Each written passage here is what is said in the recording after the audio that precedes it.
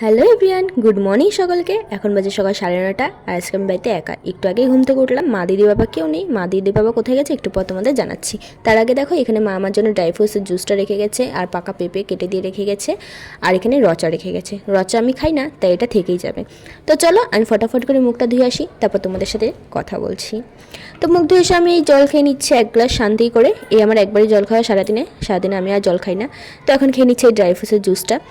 আর মা দিদি বাবা গেছে আজকে ভোট দিতে, আমাদের এখানে আজকে ভোট, তাই দিতে গেছে। আমার এখনও টাইম হয়নি, তাই আমি যাইনি। তো মা বাবারা সবাই চলে এসেছে, আর এসে দেখে আমি পেঁপে খাইনি, তাই বাবা আমাকে পেঁপেটা ধরে দিয়ে বললো খা। আমি বাড়িতে একা ছিলাম, ফোন দেখছিলাম। আর বাড়িতে একা থাকলে যা হয় সব কিছু ভুলে যাই ফোন দেখার চক্করে। তো একে দেখো, এখানে পা ঢুকে বসেছিল আর বেরোতে পারছে না, তারপর দিদিকে বের করে দিয়েছে। আর দেখো, সারাদিন বাড়িতে থাকলে আমি যা যা করি। একটা বেলুন ছিল, বেলুনটাকে ফাটে আমি ভেতরে জল ভরে ফ্রিজে রেখে দিয়েছিলাম। পরে বের করে দেখি বরফই হয়নি, শুধু জলই আছে, একটুখানি বরফ হয়েছে। তো মনটা খারাপ হয়ে গেছে, কিন্তু আমি হার মানিনি, আবার জল ভরে ফ্রিজে ঢুকিয়ে দিয়েছিলাম। আর এটা দিয়ে প্রচণ্ড কালার ছিল, তাই হাতে লেগে গেছিলো। তো চলো আজকের মতো টাটা, বাই বাই, দেখা যাচ্ছে নেক্সট ব্লগে, বাই।